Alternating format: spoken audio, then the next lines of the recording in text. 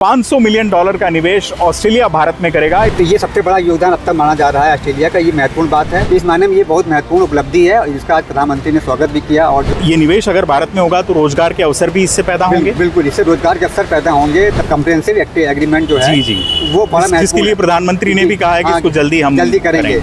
और चीन से जो चुनौतियाँ मिल रही वैश्विक तरीके से, प्रधानमंत्री नरेंद्र मोदी की ऑस्ट्रेलिया यात्रा बेहद फलदायी कही जा सकती है और मल्टीपल सेक्टर्स के अंदर भारत और ऑस्ट्रेलिया के बीच में समझौते हुए हैं। इनमें रक्षा, व्यापार और क्रिटिकल मिनरल्स जैसे अहम क्षेत्र शामिल हैं। $500 मिलियन का निवेश ऑस्ट्रेलिया भारत में करेगा। इस आयाम पर बात करने के लिए हमारे साथ मौजूद हैं हमारे वरिष्ठ सहयोगी अजीत खरे। अजीत जी, आपसे मैं समझना चाहूँगा कि $500 मिलियन का निवेश ऑस्ट्रेलिया ने भारत में करने का ऐलान किया है। किन क्षेत्रों में ये निवेश किया जाएगा और इससे क्या तस्वीर बदलेगी?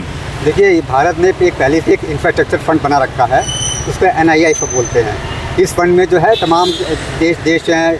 ऑस्ट्रेलिया ने तो आज घोषणा किया है कि $500 मिलियन का करेंगे। इसके अलावा और कई कंट्री हैं वो भी इसमें निवेश करते हैं। लेकिन ये ऑस्ट्रेलिया का ये बहुत महत्वपूर्ण है क्योंकि इसने पहले भी किया, उसने पहले 2019 में किया था उसने, और इस बार ये बड़ा अमाउंट उसका है ये।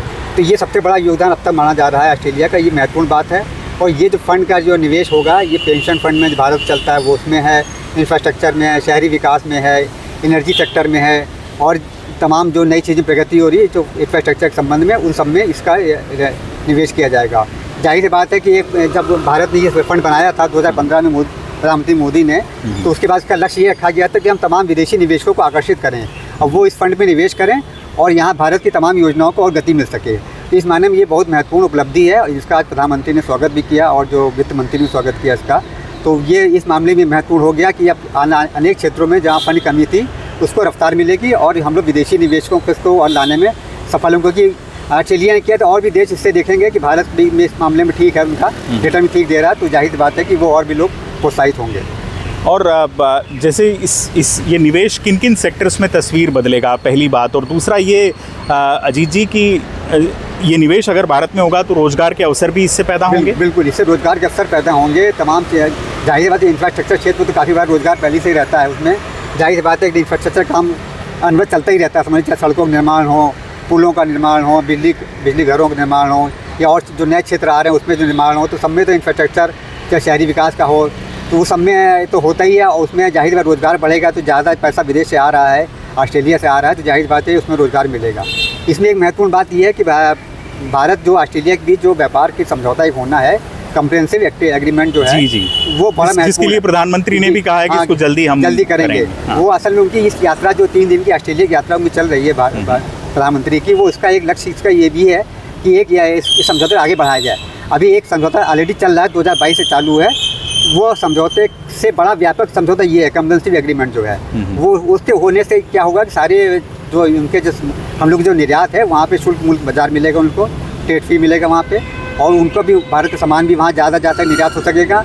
तो उसमें भी थोड़ा समय लग रहा है। तो आज प्रधानमंत्री ने इस बात का आह्वान भी किया वहाँ ऑस्ट्रेलिया के बिजनेस फोरम के देशों के साथ कि दोनों देश मिलकर इसको तेज़ी से आगे बढ़ाएं। तो जाहिर बात है इसका भी हमको लग रहा है कि अनुमान है कि साल भर के अंदर ये बड़ा हो जाएगा। तो आज उसकी ये शुरुआत हुई है। और इसमें ये देखा जाए कि ये भारत और ऑस्ट्रेलिया दोनों जो पैसिफिक इंडो पैसिफिक क्षेत्र के महत्वपूर्ण देश हैं, उनके लिए एक नई साझेदारी एक आर्थिक क्षेत्र में और तमाम क्षेत्रों में हो रही है। और इस पूरे दौरे में वैसे काफ़ी महत्वपूर्ण समझौते हुए हैं अजीत जी। रक्षा क्षेत्र में भी हुए, रणनीतिक खनिजों के क्षेत्र में समझौता हुआ, यूरेनियम से जुड़ा समझौता हुआ। तो ये यात्रा काफ़ी सफल प्रधानमंत्री की कही जा सकती है। लेकिन हिंद प्रशांत क्षेत्र में जिस तरह से भारत, ऑस्ट्रेलिया और जापान का त्रिकोण बन रहा है, या हम ऐसा कहें कि चीन की जो एक्सपेनिस्ट जो नीतियाँ रही हैं, उसके विरोध में या उसका मुकाबला करने के लिए इस साझेदारी को आप कितना महत्वपूर्ण मानेंगे? नहीं, हिंद प्रशांत क्षेत्र में ये साझेदारी बहुत महत्वपूर्ण है। 3 देश जो है बड़ी अर्थव्यवस्था वाले देश हैं। ऑस्ट्रेलिया भी है, जापान भी है और भारत भी है। और इसमें देखिए तीनों तेज़ी से बढ़ती, भारत भी चौथी अर्थव्यवस्था बन रहा है और ये जापान ऑलरेडी है और बाकी जो ऑस्ट्रेलिया तेज़ी बढ़ रहा है। तो ऐसी अर्थव्यवस्था को देखते तीनों समझौते हाथ मिलाना और खास क्वाड देश के रूप में, एक संस्था के रूप में आगे बढ़ाना ही जाती निश्चित तौर पे बड़ा असर डालेगा।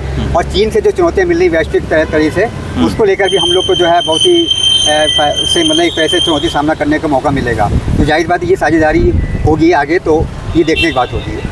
ये बेहद महत्वपूर्ण बात कही है और शायद प्रधानमंत्री नरेंद्र मोदी के दौरे की सबसे खास बात ये भी है कि व्यापार के मोर्चे पर भारत और ऑस्ट्रेलिया के संबंध अब पहले से कहीं प्रगाढ़ हो जाएंगे और एक जो व्यापक समझौता जिसका जिक्र अजीत जी ने किया उसके बाद ये संबंध और भी नए स्तर पर चले जाएंगे। फिलहाल शुक्रिया अजीत जी इस पूरी जानकारी के लिए। हमारा अमर उजाला पर आप ऐसे ही दिलचस्प वीडियोस देखने के लिए बने रहें। इस वीडियो को लाइक करें, हमारे चैनल को सब्सक्राइब करना न भूलें। अभी के लिए इतना ही, नमस्कार। अगर आप ये वीडियो YouTube पर देख रहे हैं तो हमारे चैनल को सब्सक्राइब कर बेल आइकन दबाएं और Facebook पर देख रहे हैं तो हमारे पेज को लाइक करें।